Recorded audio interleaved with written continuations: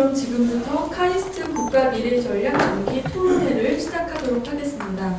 네, 오늘 날은 많이 따뜻해졌는데 그래도 비도 오고 또 금요일 오후라서 참석해주신 분들 감사하고 아마 지금도 오시는 분들이 계실 것 같은데요. 저희가 시간이 돼서 일단 시작을 하도록 하겠습니다.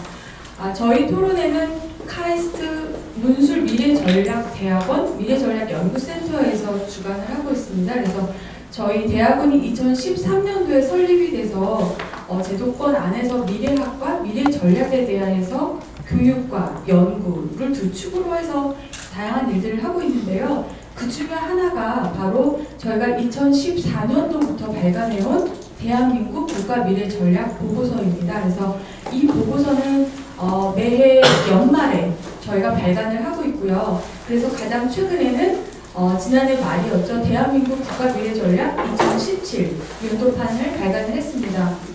그래서 이 보고서들을 발간을 하는 목적은 저희가 좀 더 중장기적인 관점에서 국가 미래 전략을 한번 고민하고 수립하는 데 있습니다.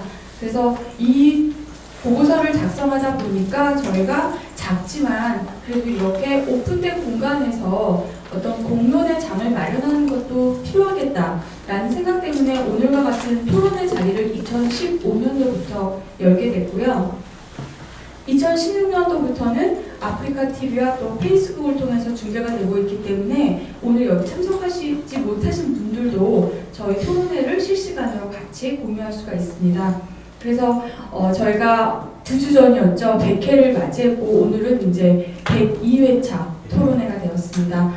이렇게 중장기 보고서를 저희가 내다 보니까 우리 모두가 알고 있는 것처럼 작년 하반기부터 많은 문제점들이 있었는데요. 저희가 여기에 착안을 해서 핵심 국가과제 12가지를 뽑아왔습니다. 그래서 리빌드 코리아라는 제목으로 사실 단행본은 이미 출간이 되었고요. 여기와 관련된 각각의 주제별로 저희가 지금 토론회를 갖고 있는데 지금 저희가 뽑은 12개 주제 가운데 이제 2개의 주제를 남겨놓고 있습니다. 그래서 오늘 다뤄주실 부분은 바로 제도에 해당되는 정부 구조개혁 전략입니다. 그래서 오늘 발표는 한국행정연구원의 이재호 박사님하고 또 숭실대의 백이 교수님께서 해주실 텐데요. 오늘은 진행 방식을 조금 바꿔서 두 분께서 공동 발표 형식으로 같이 발표를 해주시겠습니다. 그리고 나서 같이 질의응답 시간을 갖는 걸로 해서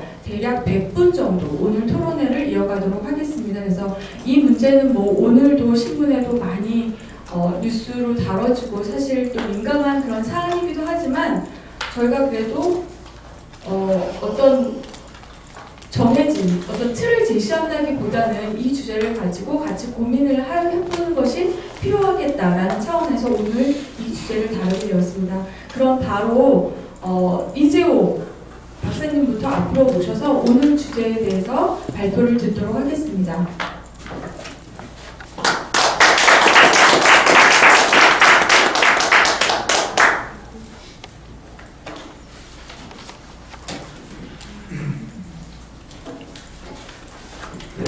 오늘 발표할 것은 정부 구조개혁 전략이라는데 그건 아니고 앞으로 이제 정부가 어떤 방향으로 나가야 되고 어떠한 혁신을 해야 되는지 이제 정부 측면에서 설명을 드릴 겁니다. 그래서 발표를 하는데 저희가 이제 뒷부분에 혁신 과제들이 했는데 이거는 아직 완성된 건 아니고요. 교수님하고 이제 같이 논의해서 정리된 거고 지금 이제 참고로 말씀드리면 저희 행정연구원에서는 다음 달 화요일하고 목요일부터 정부 이 혁신과 관련돼서 분야별로 시리즈로 아마 저희 연구원 박사들이 발표를 할 겁니다. 그래서 조직, 인사, 재무 여기서 오늘 되게 간략하게 하는데 저희 연구원에서 이제 규제, 평가, 그 다음에 재난, 그 다음 갈등 관리 저희 연구원 분야별 기능별로 해서 아주 심도 있게 전문가들이 직접 발표를 할 겁니다. 그래서 혹시 시간이 되시면 저희 연구원이 불광동이라 해서 멀지 않습니다. 제가 오늘 지하철 타고 오니까 한 15분 걸리거든요. 그래서 4월달에 화요일하고 목요일 그때 저희가 아마 공지가 될 겁니다. 그래서 그때 오시면은 이 내용보다 더 훨씬 심도 있는 것들을 보고요. 오늘은 전반적으로 이제 저희가 드리고 싶은 거는 어떠한 정부 트렌드로 가는지를 말씀드리고, 그리고 그 트렌드에 맞게 어떠한 과제들이 정부에서 이제 고민해야 되는지 그걸 설명드리겠습니다.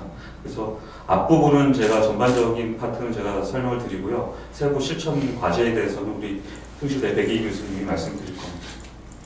그래서 첫 번째로 저희 이제 뭐 다 알고 있지만 뭐 알파고 뭐 4차 산업혁명 얘기를 하는데, 실은 여기 문술대학하고 작년에 저희 연구원하고 공동으로 그 미래백서를 발간을 했습니다. 뭐 아까 2017년에 미래 한국전략도 있지만 그거 말고 미래에 대해서 좀 더 고민을 해보자 그래가지고 연구를 했습니다. 그래서 이제 거기서 나온 그 내용인데요. 이건 뭐 인사혁신처랑도 같이 본 내용이고요. 그래서 저희가 봤을 때 문명사적 전환이라고 하는 게 4차 산업혁명이 단순히 산업혁명의 한 패러다임이 아니라 문명사적으로 우리 보면은 뭐 농업혁명, 산업혁명 할 때처럼 하나의 또 다른 그 문명사적으로 완전한 변화다. 그러니까 단순히 기술적 변화가 아니라 정치, 사회, 우리 인류 사회의 완벽한 변화를 추구하는 이제 큰 변혁의 시기로 저희들이 보고 있습니다. 그래서 뭐 여러 가지 있지만 저희가 이것을 분석할 때 고민했던 게 뭐냐면 인간과 어떻게 보면 도구, 기계라는 측면에서 비교를 해보면 아주 쉽게 설명을 드릴 수 있을 겁니다. 그러니까 1차 산업과 2차 산업혁명, 그러니까 산업혁명과 농업혁명에서의 가장 큰 특성은 뭐냐면 인간의 육체적 그 노동으로부터의 자유를 추구하는 발전이었다는 거죠. 그러니까 농업혁명이 왜 큰 혁명이냐면은 바로 인간이 도구를 사용하기 시작했다는 겁니다. 그러니까 인간 본연의 그 신체 말고 보조 도구를 사용하면서 바로 농업이라는 생산성 혁명이 있었고요. 바로 산업혁명은 이 기계의 어떤 그런 보조 도구가 사실 인간 육체 노동에서의 자유화로 갑니다. 그러니까 점점 그 기계화된다는 거. 그러니까 신체로부터의 자유로움을 추구했다면은 사실 3차와 4차는 뭐냐면 인간의 정신적인 변화에서의 큰 변화라고 보죠. 그러니까 3차 정보통신혁명이라는 특성을 잘 이해해 보시면 알겠지만 인간의 이제 뇌 쪽의 보조적인 기계의 역할들이 많습니다. 그게 바로 컴퓨터죠. 그런데 이제 4차 인공지능은 뭐냐면 인간의 뇌를 보조하는 게 넘어서 바로 인간과 같은 지능을 갖는 기계들이 나오기 시작한다라는 걸 봅니다. 그러니까 이거에 따라 사실 정부의 형태나 운영 시스템은 아시겠지만 바뀌어 왔습니다. 그리고 여기서 우리 잘 보시면 아시겠지만 이 정부 형태와 운영 시스템을 저런 문명사적 변환기에 적응하지 못하면 쇠퇴했다는 거죠. 뭐 잘 알다시피 저희가 농업혁명에서는 국가라는 것이 뭐 망조가 망해됐지만 뭐 지배를 받지는 않습니다. 근데 아시겠지만 제일 중요한 게 2차 산업혁명 때 바로 이제 근대화라는 측면에서 보면은 우리가 거기서 처음으로 뒤처졌죠. 실은 우리만 뒤처진 게 아니라 중국도 뒤처졌습니다. 그러니까 두 나라가 똑같이 뒤처져서 뭐예요? 망국으로 갔죠.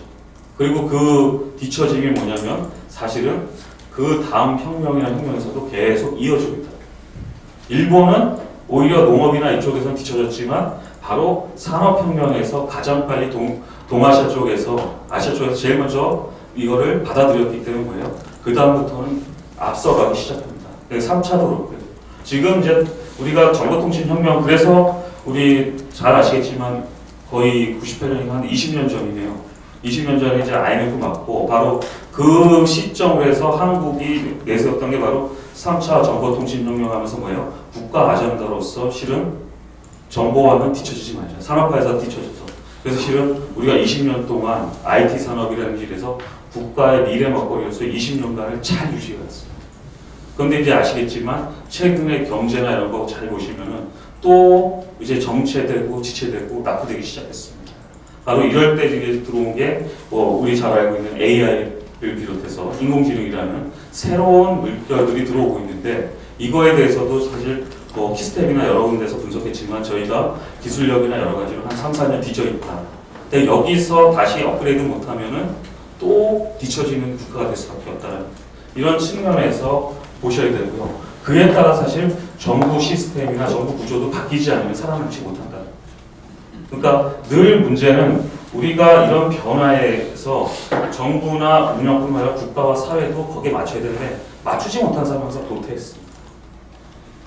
그래서 그런 측면에서 어떤 4차 산업 이 지능이라는 층에서 지금 지능 정보화로 가야 되는 거고 지능 정부로 갈 수밖에 없습니다. 그럼 이 지능 정부에 맞는 정부 모델은 어떻고 어떤 관료 시스템을 갖춰야 되느냐 그것은 굉장히 중요하다는 거죠. 더 이상 우리 근대 국가의 그 관료제 시스템을 가지고는 정부를 유지하기 어렵고요. 경쟁력도 없습니다. 잘 아시는 여기 앞에서 우리 촛불 계속 있지 않았습니까? 뭐 그거의 특성 우리가 잘 보시면요. 시민들이나 이런 사람들이 이제는 관료제에 의해서 정보를 듣거나 그러지 않습니다. 스스로 획득하고 스스로 하기 때문에 정부가 그거에 대해서 대응하려면 이미 늦었어요. 지난 10년 동안 우리가 뭐 촛불 전에 뭐 쇠고기 광우병 할 때도 보면 국가의 최고 전문가들이 나가서 이렇게 지금 뭐 방송 같은 데 가서 이 쇠고기 안전합니다라고 딱 하면은 5분 있다가 미국이나 영국에서 뭐예요? 인터넷에서 그거에 대한 반박 논리가 바로 나온다는 거죠. 그럼 정부는 뭐예요? 우왕좌왕합니다. 기자가 그거 딱 보고 질문하면 답변 못하죠. 왜? 본인 스스로가 읽고 있었습니다.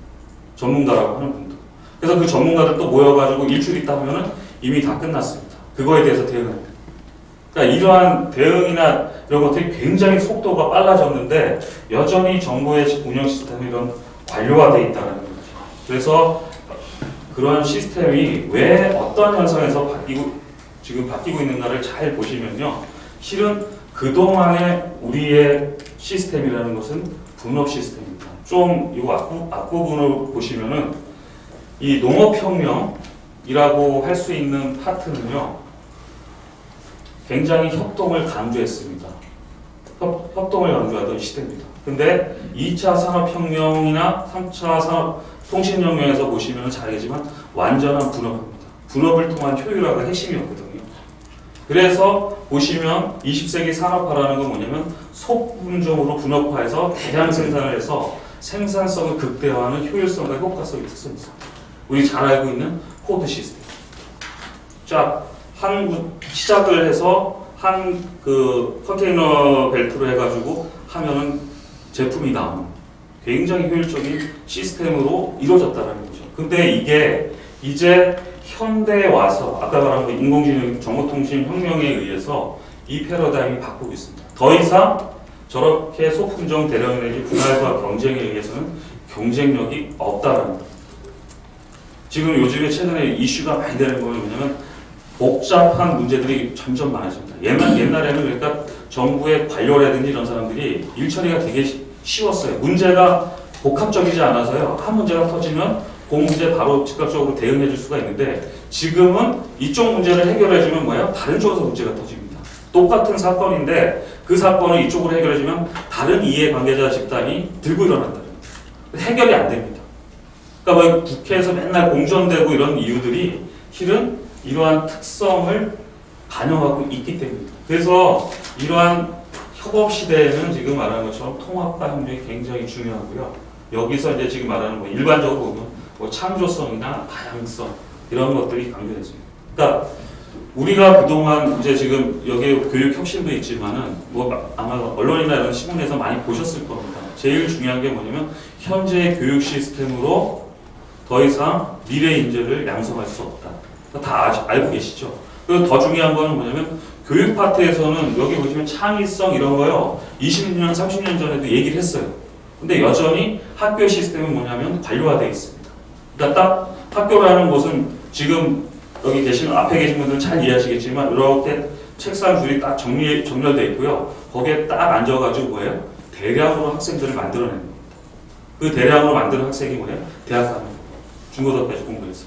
그리고 사회 나가고. 근데 그런 소품종 대량 시스템에 의해서 인재가 개발되기 때문에 뭐예요? 창의성도 없고. 네? 그러니까 우리가 말하는 추격 전략에는 맞는 아주 그 다른 생활의 그 인재들을 많이 양성했는데 정작 우리가 하나를 업그레이드 하려는 쪽으로 가려면 그러니까 혁신하려는 거니까 이런 창의성이라는 건 굉장히 떨어진다는 거죠. 이게 지금 현재 국가 사회의 어떤 근본적인 패러다임이 변하고 있다. 그래서 더 이상 혼자 잘나서 혼자 경쟁력을 갖는 엘리트 중심의 사고로는 우리 국가 사회에 이끌 수가 없습니다.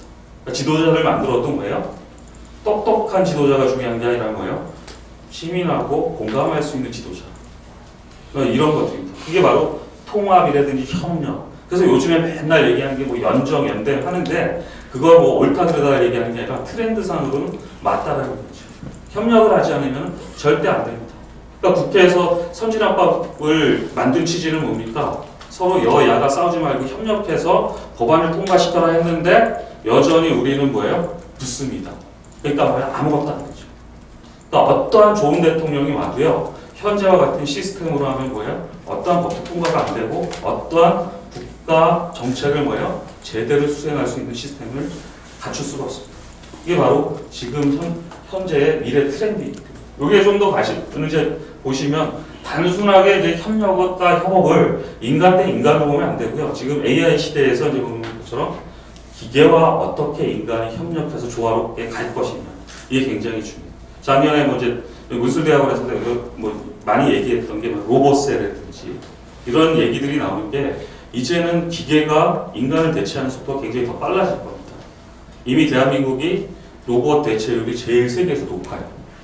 좀 심하게 얘기하면 영국이나 미국의 그런 지금 아마 언론에서 많이 봤지만 인간에 대한 이제 기계 대체율이 되게 높아져서 실업자가 엄청 많이 한다. 그게 뭐 다보스 포럼에서 작년에 얘기해서 우리에게 충격을 줬는데 그런 면에서 보면 한국은 이미 벌써 상당히 로봇 대체율이 높은 국가에 속합니다. 최고입니다. 여기서 더 높아지면 뭐예요? 사람이 할 일이 별로 없는 국가가 되겠죠. 좀 역설적으로 얘기하면 아직 우리가 어떤 정책적 판단을 하고 선택하느냐에 따라서 사람과 이 기계가 충분히 공감할 수 있을 겁니다. 잘 아시겠지만 산업혁명 때 초기에 기계에 대해서 인간들이 굉장히 공포감을 느꼈던 시대하고 거의 지금 비슷한 시점에 와 있다고 보시면 됩니다. 그러니까 그런 것들. 그래서 이제 이러한 트렌드 바뀌기 때문에 국가도 뭐예요? 바꿔야 된다는 거죠. 어떤 시스템으로. 여기서 지능형 국가라고 했지만 쉽게 얘기하면 분산하고 협력을 해야 된다는 거죠. 그러니까 정치 분야에서는 뭐예요? 권력을 대통령 혼자 갖는 게 아니라 대통령이 장관에게, 그 다음에 중앙의 역할을 지방에게 위임하는. 그렇지만 그런 권력이 분산된다고 따로 몰면 뭐예요? 아까 얘기했지만 안 됩니다. 서로 협력을 해야 되죠. 그게 바로 권력 구조에서 보면 협치라는 거버넌스를 얘기했을 때 정부 측면에서 보면은 권한을 이제 위에서 아래로 아까 말하는 위임하고 그러면서 부처 간의 협력을 하지 않으면 국가가 더 이상 현재와 같은 상황에서 앞으로 가는 게 아니라 뒤로 퇴보하기 굉장히 쉽다는 겁니다. 사실 창조적으로 해체를 해야 되는데 아시겠지만 쉽지 않습니다. 관료제는 한번 만들어지면요 이것을 분해한다는 거 거의 불가능하다고 보시면 돼요. 아주 쉬운 예로 삼성 요즘에 언론에 보시면 삼성이 이제 지급체제 같은 거 뭐 7단계, 8단계인데 그것도 저희 뒤에도 설명하지만 4단계로 줄인다고 그랬잖아요. 네? 그 왜? 대응을 하려다 보니까 너무 길게 이게 수직적으로 돼 있으니까 의사결정이 늦어지더라고요. 그래서 빨리 줄이려고 4단계로 줄이는데 삼성의 벤처 기업들이 있는 저 미국의 실리콘밸리 같은 데는 단계라는 게 4단계도 없어요. 한 2단계입니다. 그러니까 현장, 그 다음에 책임자, 끝. 그런데 미국의 그런 시스템을 삼성에다 도입해보려고 할 때 불가능하다는 거죠. 그래서 삼성도 그 단계를 일단 축소하는 것부터 시작하는 겁니다. 그럼에도 불구하고 지금 삼성의 지금 현재 관료 시스템은 그렇게 지금 미래지향적 조직 모양에서 보면 경쟁력이 있는 건 아닙니다. 그러니까 실리콘밸리에서 벤처 기업이나 이런 것들이 활성화될 수 있는 건 빠른 의사결정입니다. 그러니까 미래의 속도전이라는 것은 그냥 뭐 우리 말하는 것처럼 옛날에 10년이면 강산이 변한다. 근데 30년 전에 아마 정보통신하면서는 뭐라고 했냐면 5년 안에 가보면 변했다. 그런데 지금은 5년이 아닙니다. 몇 달. 네? 불과 며칠 만에도 뭐예요? 확 바뀝니다. 그러니까 며칠 공부 안 하면 뭐예요? 벌써 오래된 지식을 공부하고 있는 이 정도 상황으로 바뀌고 있다는 거죠. 그런 면에서 정부도 변화해야 되고 그런 이제 틀로 해서 저희는 지능형 국가로 그 국가 개조를 해야 된다고 말씀을 드립니다. 그 관련해 가지고 설명드린 이 환경 변화는 그래서 현재 환경 변화가 어떠한 것들을 보여주고 있는가를 설명하는데 여기서 시간 면에서 다 설명은 안 드리고요. 근데 뭐 잘 아실 겁니다. 경제에서 그래서 잘 보시면 고립주의 경제가 확산된다는데 이게 왜 그러냐면은 그동안 세계화를 해서 우리가 잘 될 거라고, 잘 살 거라고 성장을 하면 뭐예요? 나의 성장도 같이 간다라는 믿음이 있었습니다. 근데 그 믿음이 뭐예요? 깨졌습니다. 언제? 2009년. 금융위기 이후에 전 세계가 이제 반성해요. 왜? 글로벌 자유, 신자유주의에서 경쟁을 통해서 성장을 하면은 그 성장의 혜택이 시민들한테 갈 줄 알았는데 안 간다라는 거죠. 그러다 보니까 EU가 만들어진 게 뭘까? 유럽 공동체가 경제적인 효율성을 가지고 정치적으로도 협력해서 하나의 국가처럼 가기로 했는데 그 국가로 만들어 놓으니까 실제 국민에게 더 도움이 되는 게 아니라 더 떨어지고 있더라고요. 바로 브렉시트가 나온 이유가 바로 그겁니다. 왜? 우리가 경제를 통해 성장하고 발전하면은 나의 삶이 좋아질 거라는 것, 그 다음 국가 차원에서도 또는 사회 차원에서도 그런 것이 될 거라는 믿음으로 통합을 하고 협력을 했는데 그렇게 되지 않으니까 뭐예요? 우리는 그냥 우리대로 살겠다. 우리 식으로.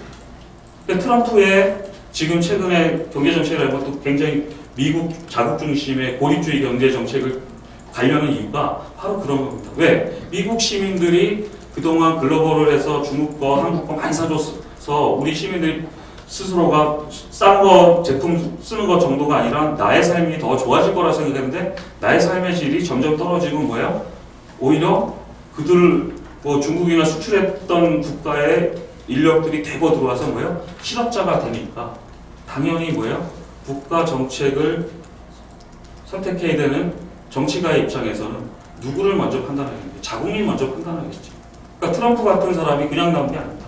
그러니까 우리도 지금은 아니라고 얘기하지만 5년, 10년 뒤에 지금보다 경제 상황이 더 안 좋아지거나 그러면 우리도 굉장히 민족적이고도 고립주의 경제를 하자고 주장하는 사람들이 핵심으로 나올 수 있다는 거죠. 이게 바로 지금 현재 트렌드라는 거죠. 왜? 글로벌 차원에서 보면 선진국들이 저성장이나 이런 쪽에 들어와 있고 지금 동력이 없습니다.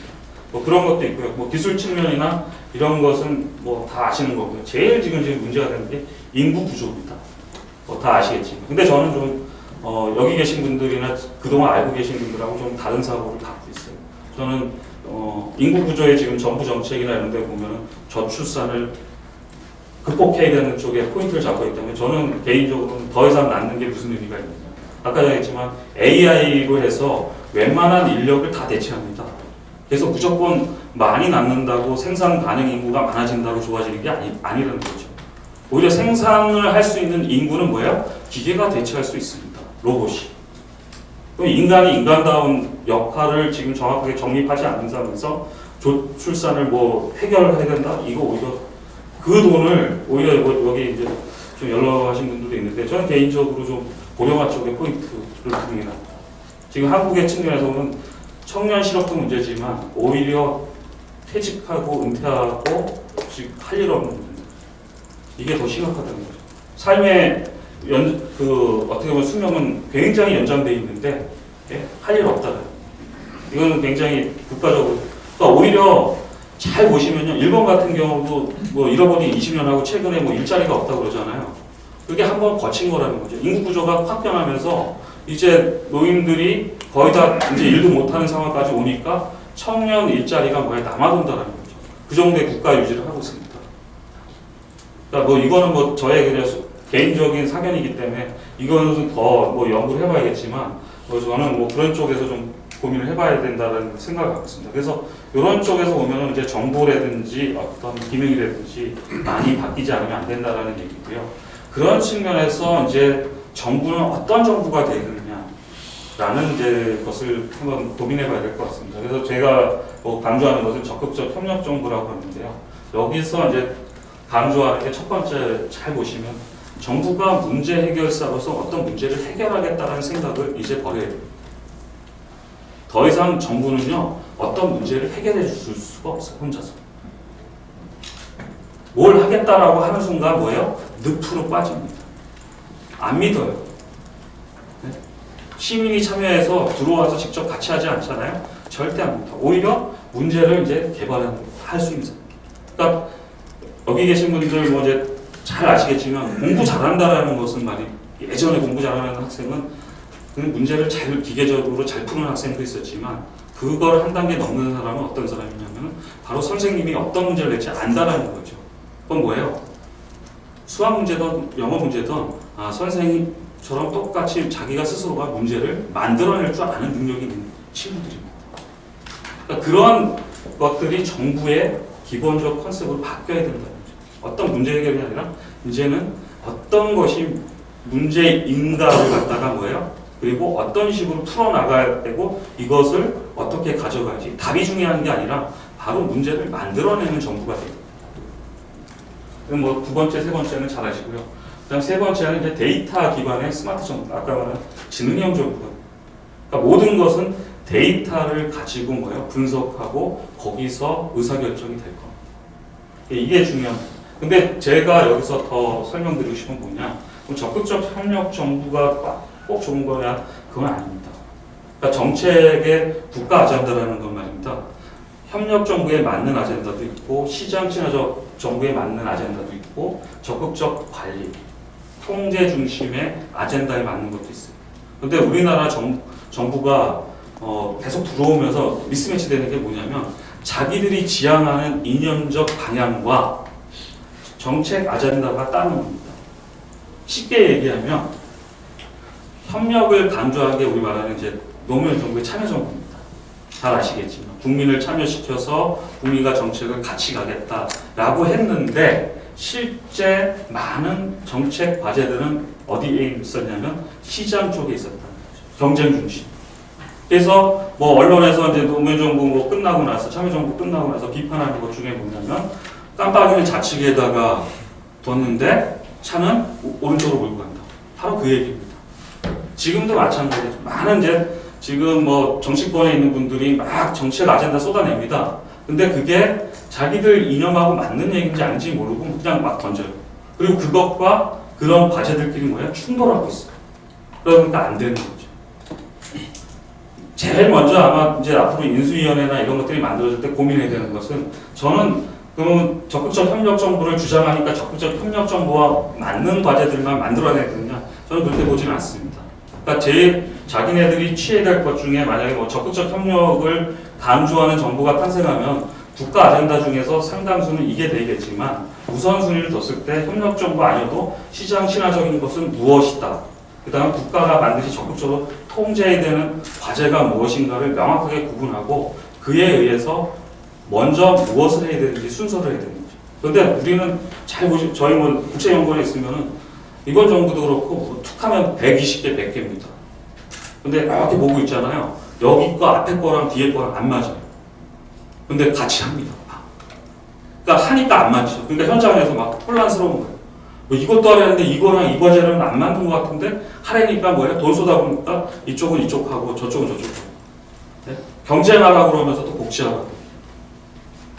바로 그런 것들이 이러한 모델에 맞는 과제들을 잘 분석하고 하지 않고 그냥 만들어내서 그렇습니다. 그래서 그런 것들을 앞으로 저희가 좀 고민해봐야 되고요. 그런 면에서 저희 이제 제가 제시하는 것은 중장기 국정운영으로 협력 모델에 의해서 어떤 정부가 되느냐, 요즘에 말하는 스마트에 맞는 똑똑한 정부가 되는, 지능형 정부가 되야 된다는 컨셉을 가지고 구조해봤습니다. 그래서 저희가 뭐 협력 정부나 이런 하드 파워, 소프트 파워라고 하는데 그동안에 우리 정부는 뭐냐면 투입되면은 어떤 결과 나오는 걸 굉장히 좋아했어요. 결과가 안 나오면 조급해합니다. 그러니까 하드 파워 중심의 뭔가를 하려고 해요. 그러니까 인프라 까는 거. 그리고 쉽게 얘기하면 정부 조직 개편, 그냥 빨리 보여줄 수 있는 것들을 많이 합니다. 근데 실제적으로는 이제 소프트웨어 파워 쪽하고 균형이 맞아요. 그러니까 인프라 쪽하고 소프트웨어하고 이게 안 맞으면 뭐예요? 우리 컴퓨터에서 보면은 에러 나옵니다. 안 돌아가요. 근데 한쪽만 죽어라고 하는 거죠. 네? 그러니까 이번 정부에서 이제 정부 3.0에서 소프트웨어 쪽에 혁신만 했는데 또 그거랑 시스템이 안 맞습니다. 그러니까 뭐예요? 안 돌아가요.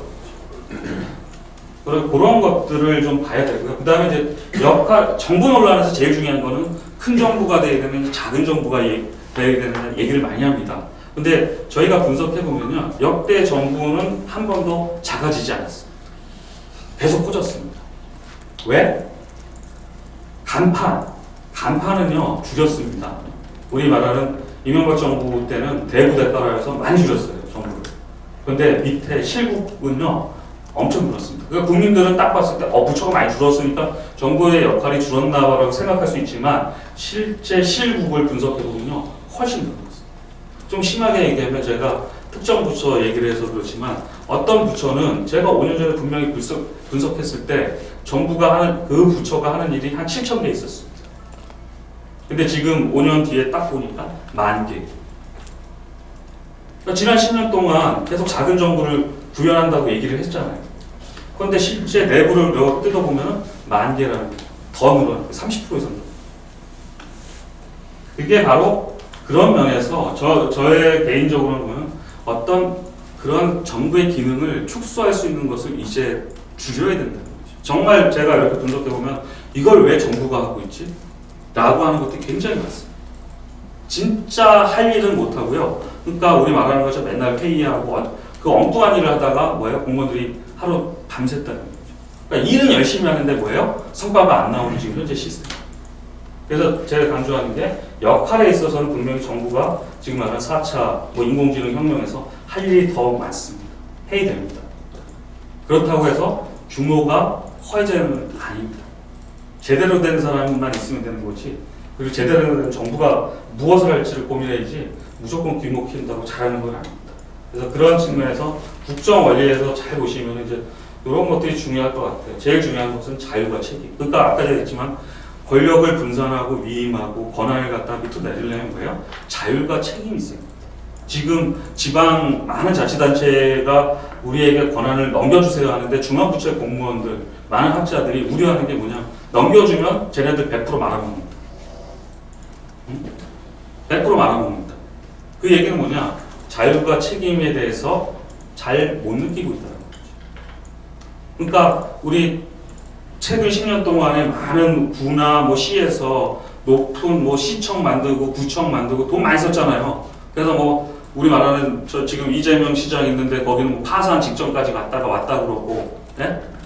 몇 군데 용인시도 파산했다 그러고 이런 얘기 하는데 그런 얘기할 때 이제 그게 바로 중앙부처 공무원들이 제일 좋아하는 논리입니다. 거봐라. 자율성하고 책임 전혀 없다. 망하지 않을 거라고 해서 막 지어놓고 문제 되면 뭐예요? 중앙부처가 알아서 해결해 주고 이런 겁니다. 그 다음에 이제 두 번째 고민하는 게 성장과 형평. 이런 것들 다 이해하시니까 제가 여기서 다 설명 안 해요. 이제 지금 국정원에서 제가 제일 고민하는 게 도전할 수 있는 공무원이 돼야 되고요. 창의성 있는 공무원이 돼야 된다. 실은 공무원은 굉장히 소극적입니다. 법이 존재하지만 일하지 않는 겁니다. 왜 그럴까요? 네? 피곤합니다. 일을 하는 순간, 법을 넘어서는 일을 하는 순간 굉장히 피곤해져요. 어떻게 피곤해지느냐? 언론한테 한번 까이면은 뭐예요? 우리 말하는 것처럼 이제 거의 구제불능입니다. 그 사람의 의도랑 그 사람이 선의로 하든 악의로 하든 그런 게 중요한 게 아니라 언론에 한번 나오면 굉장히 어렵습니다. 일하기 싫어하는 공무원들이 많습니다. 그래서 언론에 뭔가가 나온다는 거에 두려움 때문에 정부가 뭘 하고 있는지 그래서 시민들한테 안 보여줍니다. 왜? 언론은 맨날 까는 거를 목표로 하니까. 잘했다라는 거는 여기 계신 분들이 별로 안 좋아하잖아요. 네? 뉴스에서 정부가 무슨 일을 잘했다 이러면 저 어영방송이다 이러고 뭘 막 정부가 못하고 있다 막 까면은 되게 좋아하잖아요. 그러다 보니까 공무원들이 뭐예요? 도전성이 떨어집니다. 그리고 새로운 거를 해보려고 하지 않는다. 그런 면에서 도전과 창의가 좋고요. 여기서 이제 스마트라고 했지만은 제일 규모를 죽이고 하지만 제가 보기에는 이제 지금 정부에서 고민해 있는 거, 다음 정부에서부터 계속 고민해 있는 건 뭐냐? 우리 과학기술 쪽에 좀 더 노력을 해요. 여기를 중시해요. 그러니까 우리가 70년대에요. 예? 지금 대통령하고 관련이 있어서 또 뭐라고 볼 수도 있지만 우리가 박정희 시대에 포인트를 보면 바로 이게 아니고요. 바로 테크노크라시 기술자들 굉장히 우대했습니다. 그러니까 기술을 갖고 있고 진짜 기술에 대해 관심 있는 사람은 뭐예요? 해외에서 무조건 스카우트했죠. 근데 어느 순간부터 이런 기술자나 전문가가 과학기술 쪽의 분야의 전문가들이 뭐야? 우대받는 게 아니라 뭐예요? 점점 천시를 갔어. 그러니까 옆에 있는 중국이 지금 잘 나가는 이유는요. 뭐 들어보셔 알겠지만 거기에 핵심 엘리트들은 전부 우리 좀 심하게 하면 공돌이라고 하는 공대 출신들입니다. 이공계 출신. 그러니까 기술에 대한 이해력도 있었고 그에서 이제 자기의 정무적 그런 것들을 결합해서 우리 정치적 감각을 가져서 그 최고의 지도자가 되니까 기술을 굉장히 못합니다. 지금도 마찬가지죠. 그러니까 그런 쪽은 뭐예요? 기술에 대한 무한 투자를 하고 무한 결과를 하는데 우리는 그렇지 않습니다. 여기 테스트 문술대학이 있지만은 네? R&D 예산 한번 따려면 굉장히 어려워요. 좀 심하게 얘기하면 저희 국책연구위원회 저희 연구과랑 다릅니다. 저희는 적어도 예산 가지고 고민을 하진 않아요. 근데 저쪽에 대전에 있는 연구단지에 박사들 만나면요. 거기는 1년 내내 그 사무관 이런 분들 만나가지고 뭐예요? 예산 설명하느냐고 거의 끝납니다. 그러니까 그러한 그 전문가들이 자유롭게 연구하고 할 수 있는 풍토가 지금 전혀 아니에요. 그러니까 돈은 많이 쓰는데요. 네? 그 돈의 성과가 안 나오는 게 바로 기술자를 무시합니다. 당장 오늘 이제 우리 요즘에 최근에 얘기하는 4차 산업혁명을 막 얘기하니까 지금 대전에 다 뭐 하는지 아십니까? 4차 산업혁명 관련된 기술 다 뽑아. 그리고 내년에 당장 성과를 내요. 근데 제가 만난 박사님들이 그러더라고요. 벌써 그거 지금 얘기하는 공무원들이 얘기하고 지금 언론에서 얘기하는 그 기술을 우리가 만들어내면은 이미 미국이나 우리가 따라가야 될 국가들은 벌써 다음 기술을 하고 있다. 오히려 지금 얘기 안 하는 걸 우리는 해야 되는데 우리 정부도 그렇고 우리 언론도 그렇고 뭐예요? 지금 당장 뭔가를 보여달라. 그러니까 맨날 고만고만한 기술만 맨날 만들어낸다. 그런 측면에서 우리 테크노크라트를 중시하는 전문가를 중용하는 그런 정부가 되지 않을까 이런 생각이 듭니다. 다음에 이제 우리 정책과제와 관련돼서는 우리 백희 교수님이 더 설명을 해 주시겠습니다.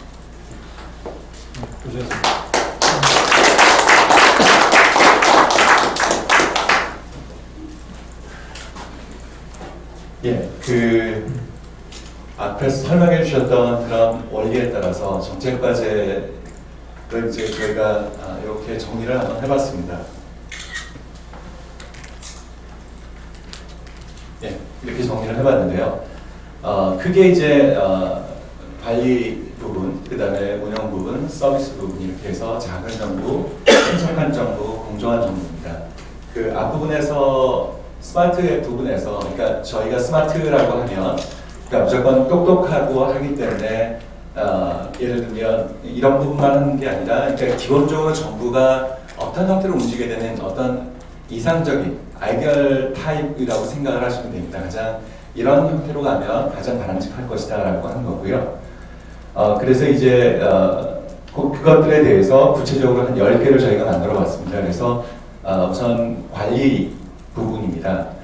수직적 계층 구조의 축소, 그리고 책임 분권형 가버넌스 체계 확립, 그리고 직위 분리제적 요소를 지금보다 더 강화해서 공무원들의 전문성을 좀 강화할 필요가 있고요. 협력 중심의 공직 시스템으로의 전환입니다. 그래서 특히나 21세기의 가장 그 행정이나 행정부 분야에서 가장 큰 화두라고 하면 아까도 말씀하셨는데 협력입니다. 그래서 어떻게 하면 협력적 관리, 그래서 이 협력을 잘해서 그 문제를 해결할 수 있을까? 왜냐하면 정부 혼자, 그 말에 앞부분에 계속 말씀하셨던 것의 의미는 정부 혼자 이제는 모든 것을 다 할 수가 없고요. 민간하고 그리고 시민들하고 그리고 또한 시민사회를 적절하게 잘 서로 협력을 할 때 우리 앞에 놓여 있는 많은 여러 산적한 문제들을 효과적으로 그리고 효율적으로 그런 문제들을 대응할 수 있게 되는 거고요. 그리고 지방과 개별 부처와의 재정 자율권 확대 이렇게 해서 5가지를 했고요. 그 다음에 이제 그 신속한 정부에서는 클라우드 퍼스트 정책 그리고 신산업 V 정부 내부 수요 확대 그래서 산업 활성화를 위해서 네거티브 규제의 확대 그래서 가능하면 규제를 이제 좀 줄여보자는 그러한 의미입니다. 그 다음에 이제 서비스 부분, 협력 부분에는 블록체인 기술을 통해서 국민 참여를 확대, 그래서 이제 보안성을 강화하는 부분이죠. 블록체인 기술을 통해서 그 IT 기술의 어떤 보안을 강화해가지고 국민들이 좀 더 참여할 때 비용을 좀 적게 들여서 효과적으로 잘 참여하게 하고 모바일 주문 확인형 서비스 개발 확대 이렇게 되어 있습니다. 그리고 마지막에는 이제 물론 이제 뒤에 가서 하나씩 다 말씀드리겠지만 미래 지향정부 정부 조직 재설계는 이미 뭐 많은 교수님들이나 또 많은 그 관련된 연구소나 연구단 기관들에서 뭐 많은 것들을 이야기를 하고 있습니다. 그래서 그 기본적으로는 미래 개척 업무와 현안 업무를 분리해서 미래 전략을 전담하는 조직을 신설하는데요. 예를 들면 4차 산업혁명을 담당하는 그러한 대통령 직속의 위원회 혹은 공유경제, 그러니까 공유경제 및 4차 산업혁명을 아우를 수 있고 그러한 부분들에 대해서 다가오는 그 미래에 대해서 효율적으로 대응할 수 있는 그러한 대통령 직속의 어떤 위원회 같은 것이 바람직하겠다라고 생각을 하고 있습니다. 어떻게 넘어갔다? 안 넘어갔네. 이건가요?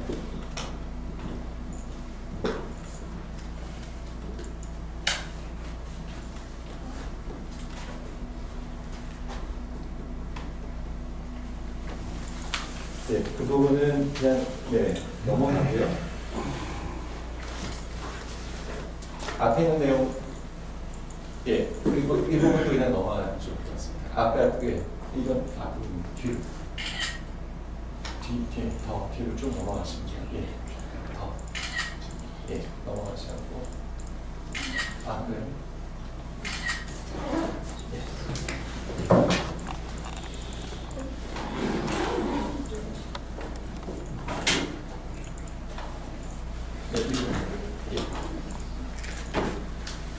그 과제 아까 이제 말씀하신 10개 과제인데요. 그 관리 부분에서는 작은 정부입니다. 그래서 결국에는 큰 정부냐 작은 정부의 문제라기보다도 어떻게 일을 효과적으로 일을 잘하는 정부일 것인가에 초점을 둔 겁니다. 그러니까 아무래도 좀 비대해지면 비효율적으로 움직여지고 아무래도 그리고 부처간에 이렇게 기능이 충돌하는 경우가 있어서요. 그래서 그냥 작은 정부라고 일단 표현을 했습니다. 그렇지만 기본적으로는 큰 정부든 작은 정부의 문제가 아니라 일을 얼마나 효율적으로 잘할 수 있는 정부일 것인가에 초점을 두시면 될 것 같고요.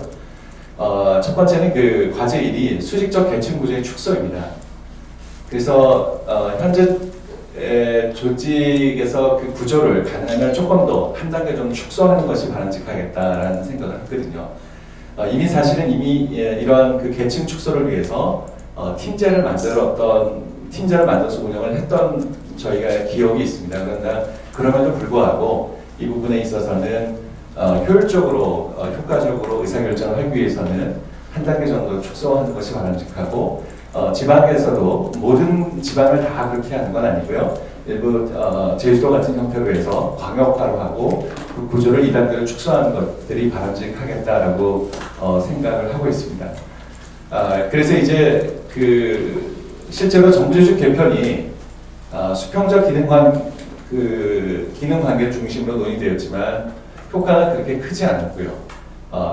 그래서 이제 수직적으로 이런 부분들을 예전에 했긴 했지만 팀제를 통해서 시도를 했지만 이 부분에서 수직적 계층 구조를 좀 축소하는 쪽으로 나아가면 조금 더 효과적으로 의사결정이 이루어지고 그러면서도 책임성을 담보할 수 있는 그런 정부 조직이 그런 형태로 좀 바뀌는 것이 바람직하겠다라고 생각을 하고 있습니다. 두 번째는 책임 분배형 가버넌스 책임 확립입니다. 그래서 책임자에게 좀 더 많은 권한과 책임을 위임해야 되는 부분이고요. 이거는 이미 미국 같은 경우에서는 90년대 말부터 그 책임자들에게 그리고 중간이나 일선 관료들에게 많은 책임을 권한을 위임을 하고 있는 것이 현실입니다. 그렇지만 우리 같은 경우에는 그것이 잘 되어지지 않는 부분이 많이 있어서 이 부분에 있어서는 책임 분권형 가버넌스가 되어야 되고요. 또 역시 이 검찰이나 경찰 이 부분에 있어서 기소독점권 분할해야 되는데 이 부분은 좀 논의의 여지가 있습니다. 그러니까 우리 이재호 박사님하고 얘기했던 부분이긴 한데 이 부분에 있어서는 좀 뭐랄까요, 약간의 의견이 완전히 합의된 건 아니지만 어쨌든 기본 방향은 이렇게 결정을 저희가 해봤고요. 그리고 경찰의 비대와 지방 거버넌스 강화를 위해서 자치단체에게 경찰 임명권을 줄 수 있도록 중앙과 지방 경찰을 분리하는 것. 이거 오래전부터 나왔던 얘기인데요. 실제로 책임 국가적 거버넌스로 가기 위해서는 실제적으로 지방의 책임과 권한을 많이 주는 것들이 바람직하다라고 생각을 합니다.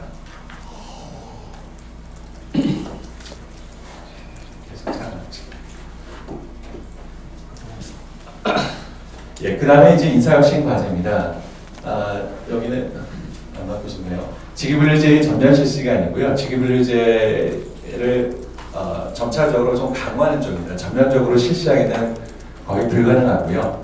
그래서 전면 실시가 아니고 직위분리제적 요소를 강화, 그래서 앞부분에는 강화라고 붙여졌는데 이 부분도 이제 저희가 서로 만드는 과정에서 토론하는 과정에서 약간의 의견 조정이 있었던 부분입니다. 왜냐하면 이제 이러한 변화에 능동적으로 대응하기 위해서 필요한 것들이 공무원들의 전문성을 강화하는 부분일 겁니다. 그래서 공무원의 전문성을 강화하는 방법 중에 하나는 계급제의 가장 큰 문제는 수당보직입니다. 그래서 보통 한 14개월 혹은 길어야 2년 공무원이 그 자리에서 과장 자리는 보통 일반적으로 한 14개월에서 18개월 이 정도 된다고 하는데 그러다 보니까 너무 자주 바뀌다 보니까 전문성이 없어지게 됩니다. 그래서 이제 그런 부분에서 전문성을 강화하기 위해서 직위분리제 요소를 좀 많이 강화하고 그리고 현재 우리 공직 구조화에서 전문성을 강화하는 방법이 계속 저희가 강화하는 방안을 찾아가는 것들이 필요하다고 생각합니다. 그래서 그것들의 가장 좋은 부분은 여기 나와 있는 것처럼 공직구조에서 직위분리제적 요소를 강화하는 것 이것이 굉장히 필요합니다. 그 다음에 이제 협력 중심의 공직 시스템으로의 전환인데요.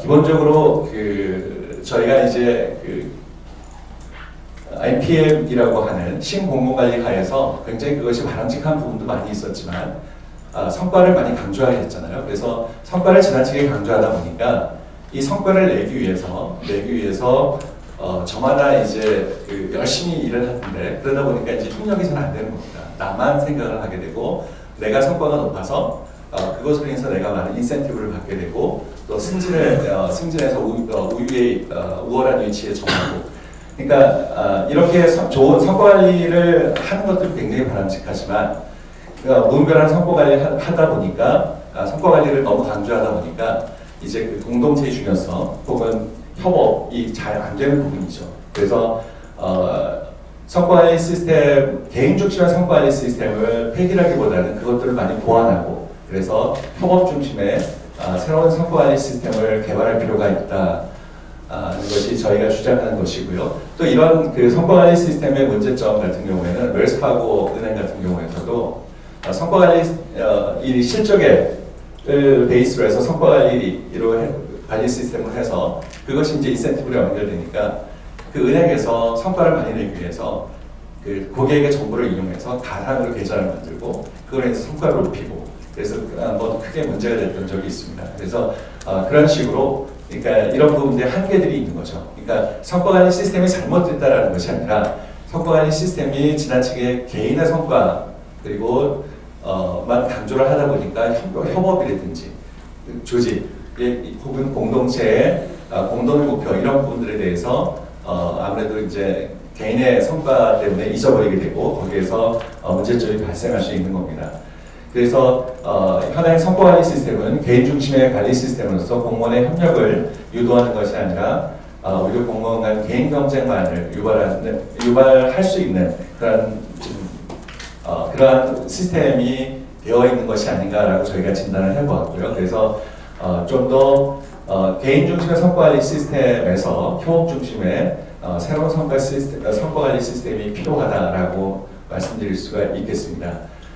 그리고 문제개발 중심의 인사평가 제도 도입과 공무원의 창의성 제고를 위해서 개방형 인사범위 제도를 확대, 그러니까 이런 부분들이 아까 말씀드린 것처럼 직위비례제 요소를 강화하는 겁니다. 그래서 공무원을 선발하는 데에도 뭐 다양한 방법이 있는데 인턴제를 통해서 실제로 이제 학생들이 인턴을 하게 하는 시험을 보는 것보다 인턴을 미국에서 많이 활용하는 방법인데 인턴제를 활용을 하고 인턴을 통해서 성과가 있는 학생들을 뽑고 그러다 보면 조금 더 그러한 공직 시스템이 협력 중심이고 현장 중심으로 정말 실용성 있는 인재를 확보할 수 있고 그렇게 이제 공직 시스템이 변화될 수 있다라고 저희는 생각을 하고 있습니다.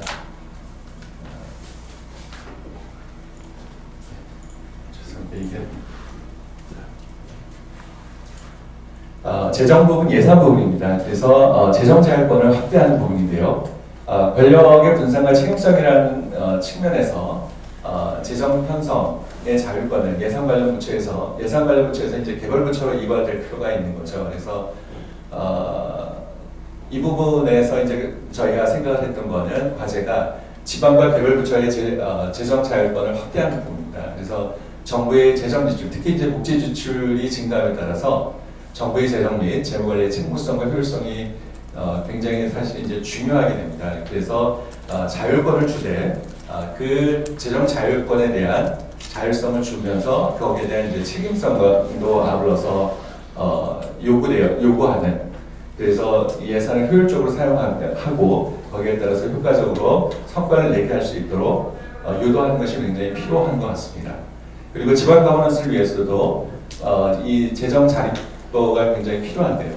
이런 지방 재정의 불투명성을 해소하고 지방으로의 재정권 유입을 위해서는 지방 재정의 투명성을 강화하는 그리고 지방세 국세 비율을 조금 더 개편을 해서 좀 더 전향적으로 개편을 해서 지방에 상당히 많은 부분에 이러한 그 재정의 자율성을 주면서 지방 스스로가 이런 부분에서 효율적으로 대응할 수 있도록 지방의 문제를 스스로 효율적으로 대응할 수 있도록 해주는 것이 바람직할 것이다라고 생각을 하고 있습니다.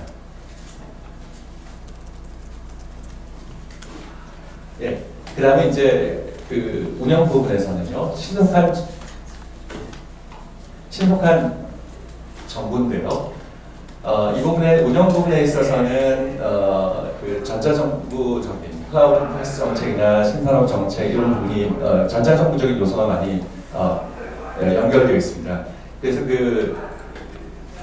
저희가 이제 내세운 이 신속한 정부 운영 부분에 있어서는 클라우드 퍼스트 정책을 계속 지속적으로 추진하는 겁니다. 그래서 현재 추진하고 있는 현재 정부가 이제 클라우드 퍼스트 정책을 추진하고 있는데 이 클라우드는 대규모 데이터 지원이 필요한 빅데이터나 IoT 그리고 사물 인터넷이죠. 그래서 지능 정보통신 등 국가 ICT 융합 신산업을 실현시킬 수 있는 핵심 인프라라고 지금 저희는 그렇게 생각하고 있습니다. 그래서 이 부분에서 지속적으로 클라우드 퍼스트 정책을 추진하는 것이 바람직하겠다라고 생각을 하고 있고요.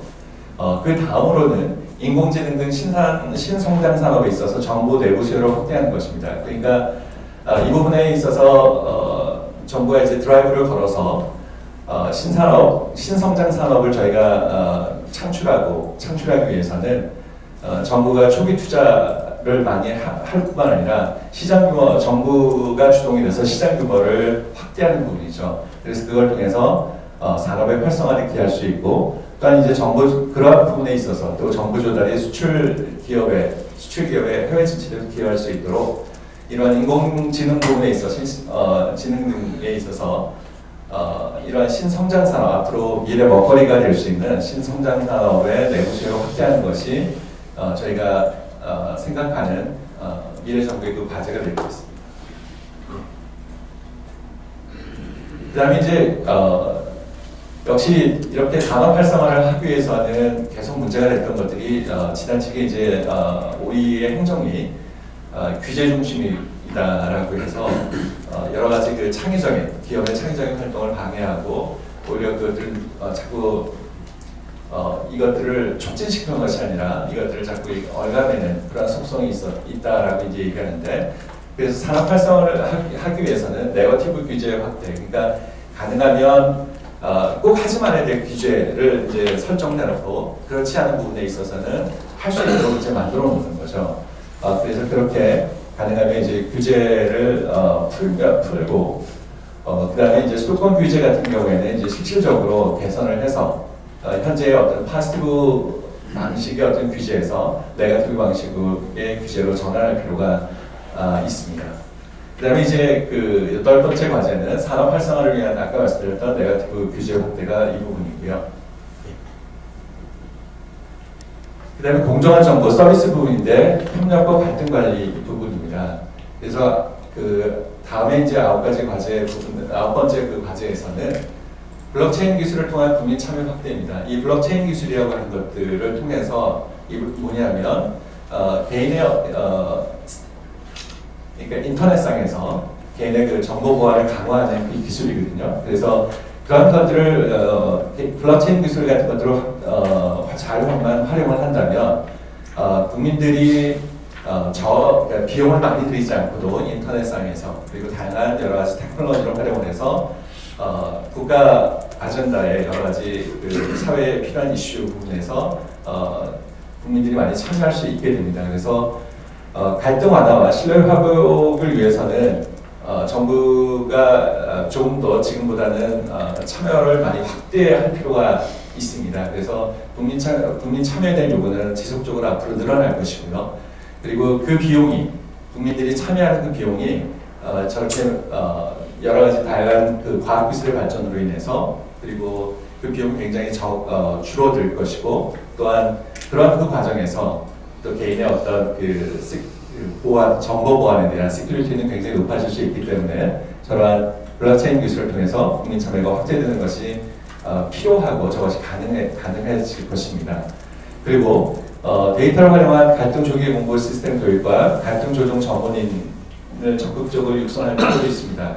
이 부분은 이제 그 데이터에 있어서 데이터를 활용을 해서 갈등이 발생할 수 있는 부분들에 대해서 이게 이제 빅데이터 같은 걸 활용을 하면 이제 시그널링들을 이제 예전보다는 빨리빨리 파악을 하게 되죠. 그러니까 갈등이 발생할 수 있는 확률, 가능성이 높은 부분에 있어서는 좀 더 적극적으로 개입을 할 수 있는 거고요. 그 갈등 조정 인력 부분인데 이런 그 테크놀로지를 통해서 실제적으로 각 분야의 전문가들이 그 조정 이슈에 대해서 효과적으로 함께 모여서 서로 논의하고 담론을 형성을 하면서 공동으로 그 문제를 해결할 수 있는 가능성이 높아질 수 있는 부분입니다.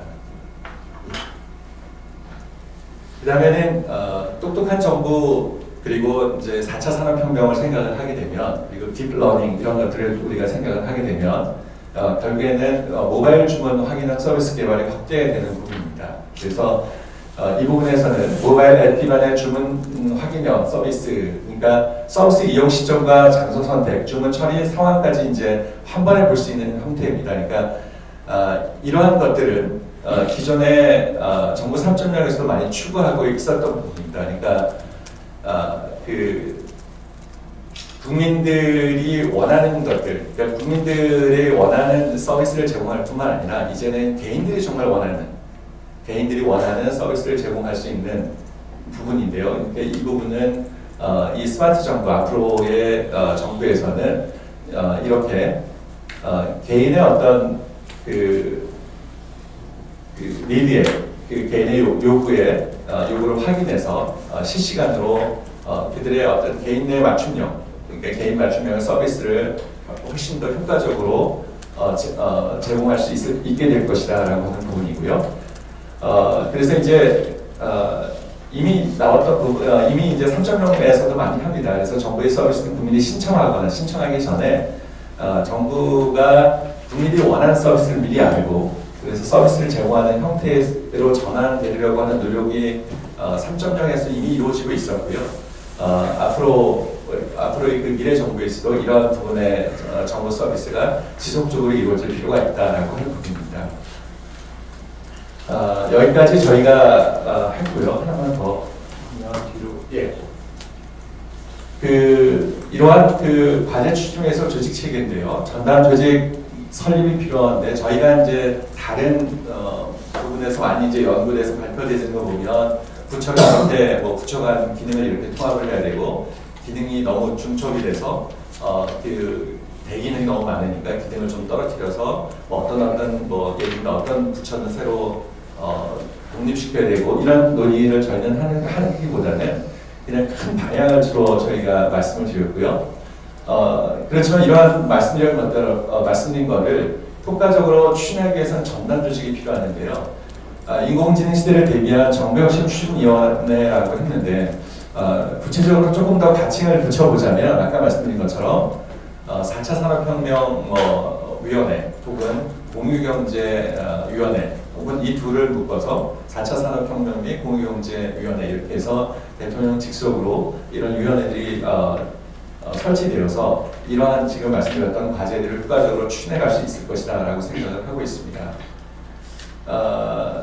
지금 말씀드린 것처럼 그 기본 어떤 국정운영 방향이 4차 산업혁명이라고 하는 큰 이거는 이제 전 세계적인 어떤 큰 트렌드의 변화가 일어나고 있는 그런 상황에서 효과적으로 거기에 맞춰서 정부가 운영이 되고 그리고 정부가 국민에게 그 서비스를 제공을 하고 그리고 국가 경쟁을 유지해 가기 위해서는 지금 말씀드렸던 그러한 식으로 정부가 조금 더 똑똑한 정부 그리고 일을 좀 더 스마트하게 잘하는 정부 쪽으로 전환되어질 필요가 있다라고 생각을 하고요. 그래서 이러한 지금 10가지 과제 중심으로 정부 조직이 기능이 재편이 되어진다면 구체적으로 저희는 뭐 어떠한 조직이 만들어져야 되고 예를 들면 뭐 해양경찰청이 다시 부활이 돼야 된다 이런 식의 논의를 하기보다는 큰 원리를 저희는 말씀을 드리고 이런 원리에 대해서 기능에 맞게 그리고 국민의 요구나